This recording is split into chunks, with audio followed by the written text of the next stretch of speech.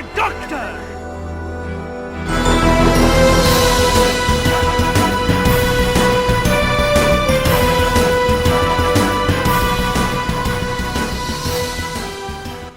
You're listening to Pieces of Eighth, a Doctor Who podcast totally dedicated to the many and varied worlds of the eighth incarnation of that dashing Time Lord.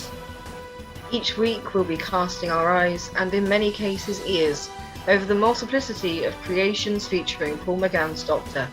My name's Rebecca Chapman. And I'm Kenny Smith.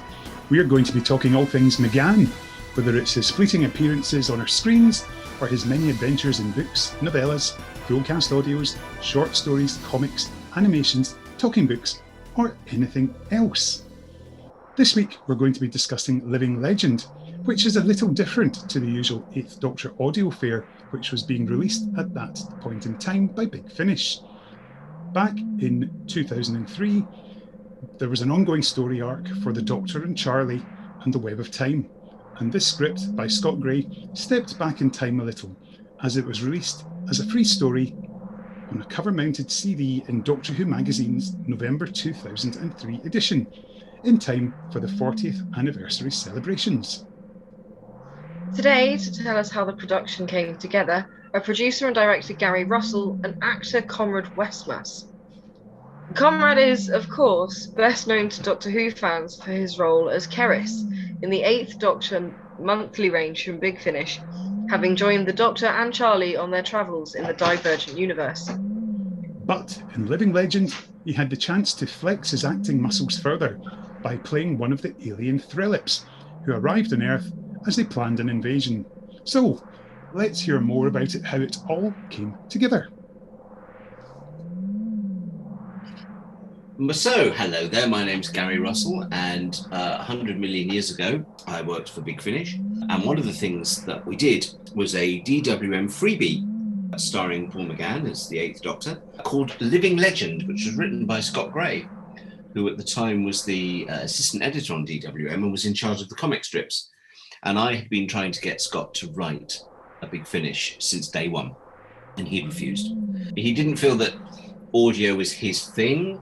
He's not into long-term storytelling, so something that had to go for a couple of hours freaked him out enormously. So this was a sort of many years later compromise.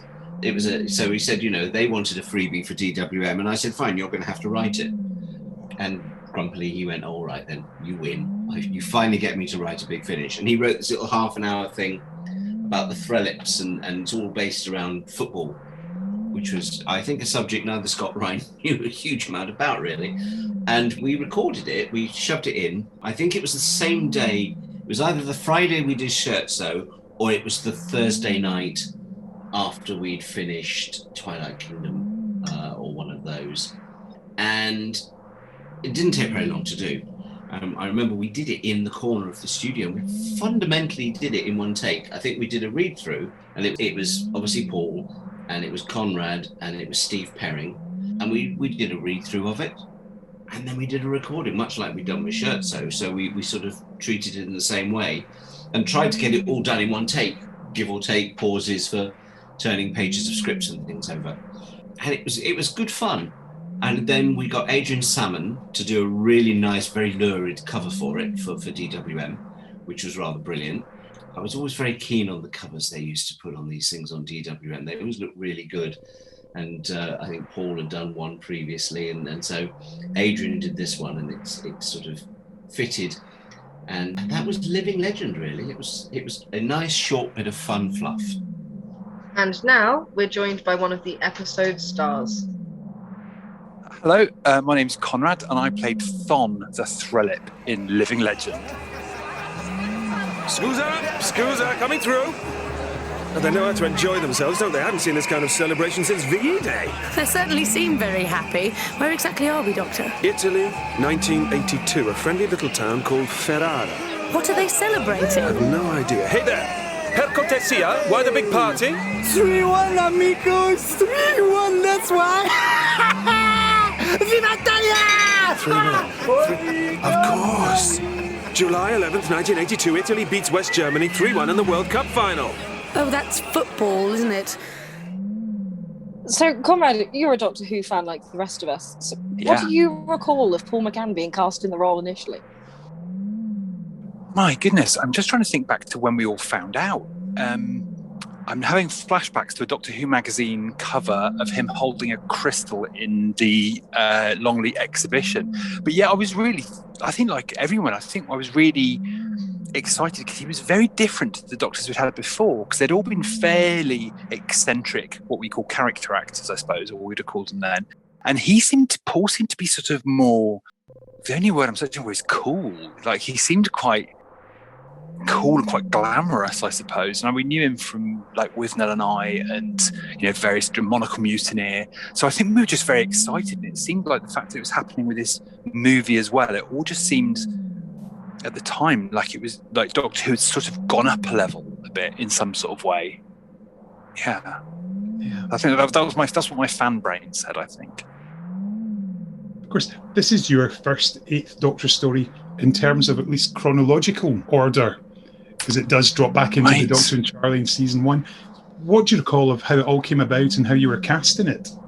Yeah, the casting came about from, so first of all, again, it all leads back to Doctor Who magazine. Everything always leads back to Doctor Who magazine. So I did a 6-month stint as assistant editor on Doctor Who magazine.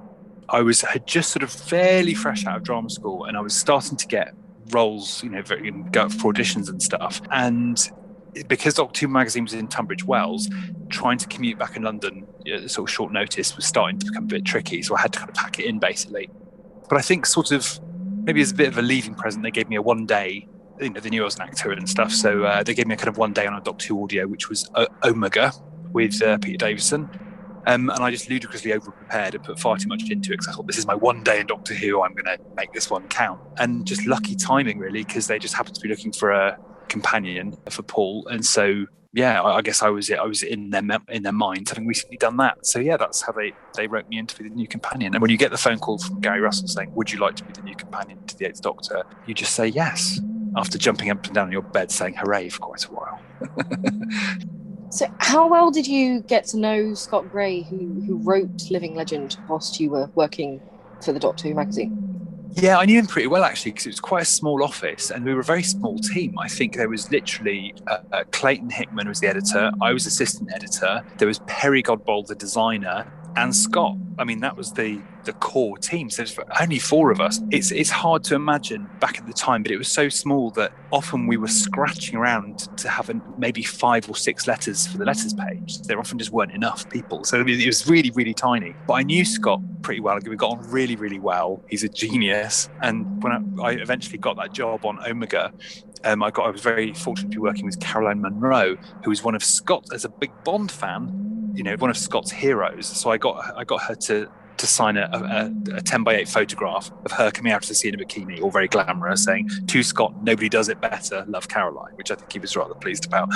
But yeah, so I knew Scott really well. He was just one of the gang we used to go down the pub with. So yeah, I already had a good relationship with Scott, so I was delighted when I saw he'd penned one, because he's got a brilliant, very, very comic, you can tell on this audio, he's got a very comic booky imagination, and that he has got no limits whatsoever in terms of what he wants to do. So yeah, I knew Scott pretty well. He's a genius. Do you know if he wrote your part in this deliberately? Was it for you in mind, or was that afterwards?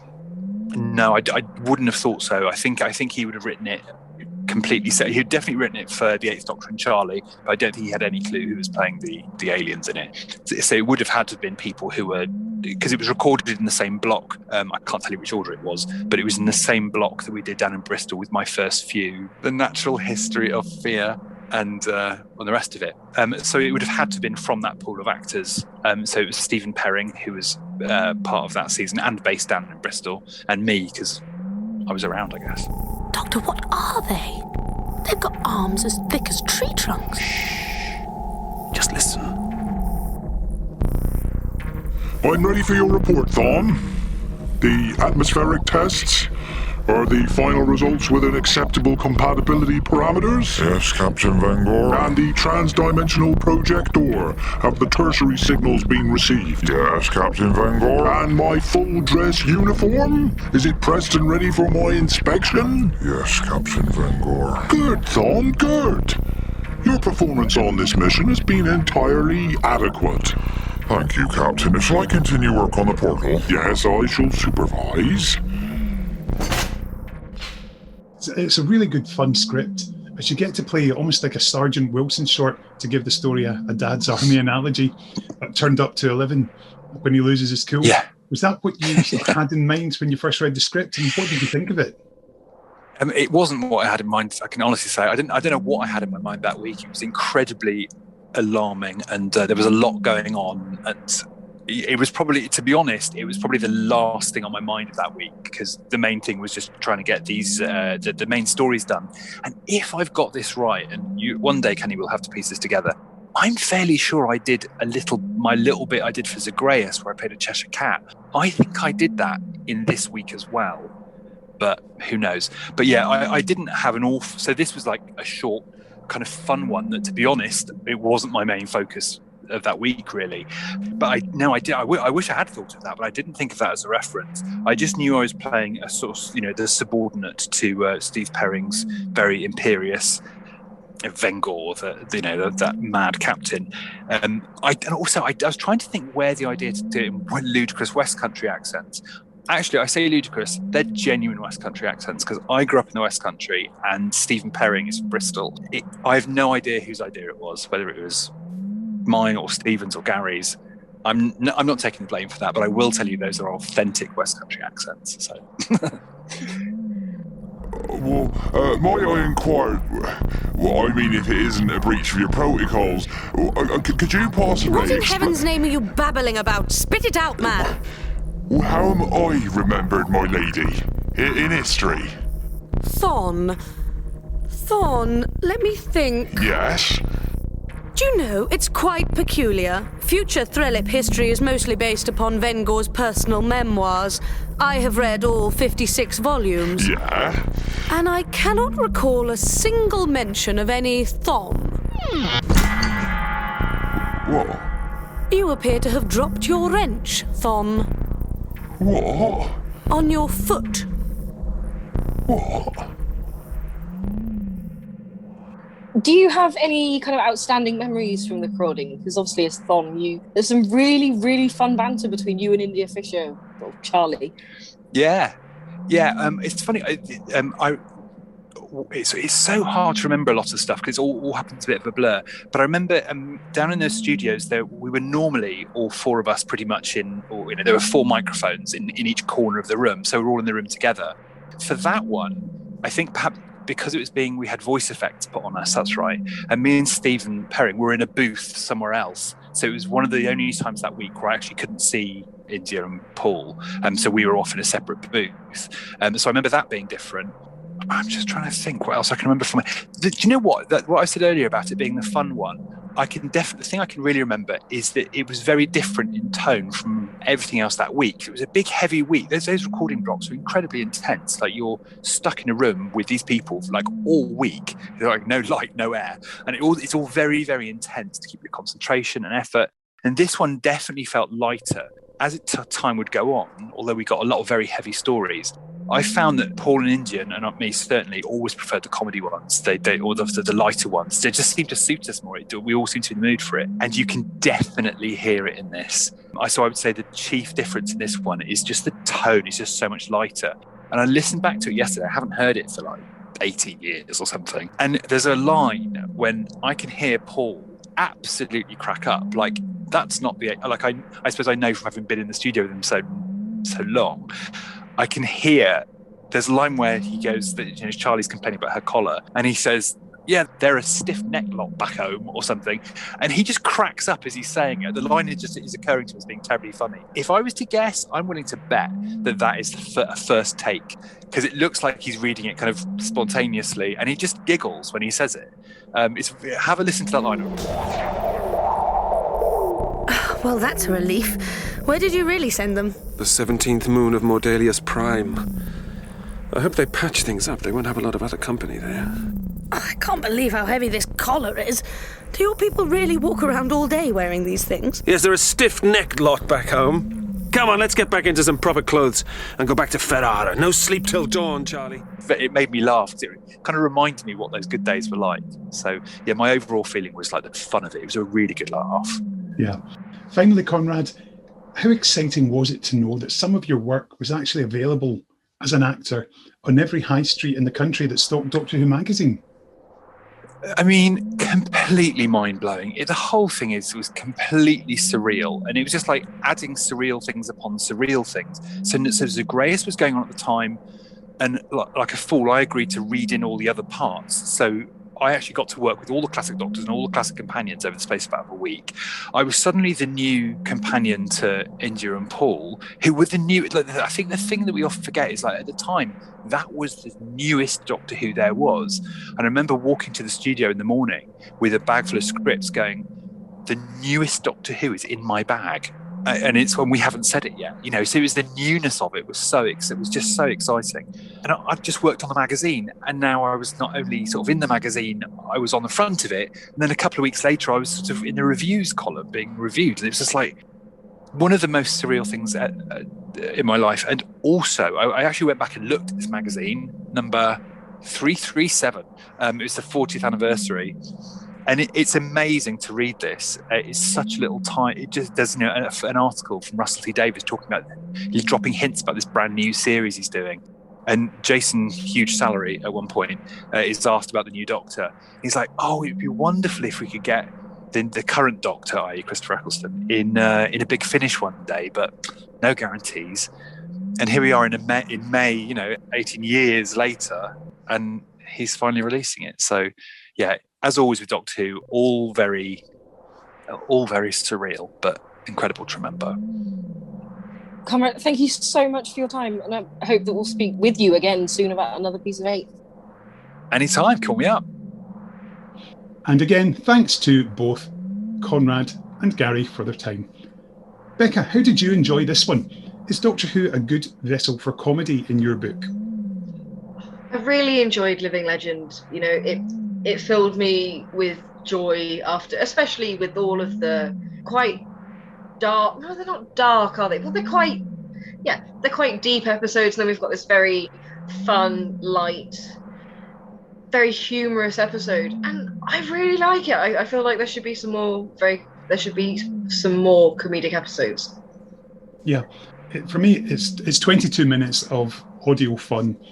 I love the fact that we've got a slightly different location, because normally stories are set UK 20th century, 21st century, but here we are, we're over in Italy as they're celebrating the Italian World Cup win. Bit of trivia for you. Originally, when Scott Gray wrote this, he wanted to set it in Spain in the aftermath of a World Cup celebration. But back when this was recorded in 2003, Spain had not won the World Cup. But of course, that changed in 2010 in South Africa, when Spain were the best football team in the world ever. So I know a lot of our listeners won't be fans of football, so there's a little bit of trivia for you. Always love trivia. So, do you think getting aliens drunk would happen in a story today? I feel like that's a bit of an odd one. That is a very good question. And I somehow suspect that BBC clearances would not let that one get through nowadays. Feel that perhaps encouraging alcoholism, or indeed any form of partaking of alcohol, would not really make it through the guidelines these days. So no, maybe not. But still, it's done with great humour. And I particularly love the way that Charlie is playing the Threllips off against each other. When the Doctor's off with Vengor, and then you've got poor Thawne being wound up with things like a furry little warped snoggler and things like that. Quite a good relationship. I love that bit. Yeah, I think it's playing. It's almost that playing on the subordinate who knows that they're cleverer than their superior, and they actually are. Yes. Yes, all in all, I love it, and I'm more than happy to keep this on my Big Finish app and listen to it again. Me too. Well, that's all we've got time for today, so our thanks to Gary and Conrad for their time. And we'll be back again next week with another episode. Fantastic. Thanks for your company, Becca, and thanks to you for yours too, dear listeners. Bye-bye. Bye.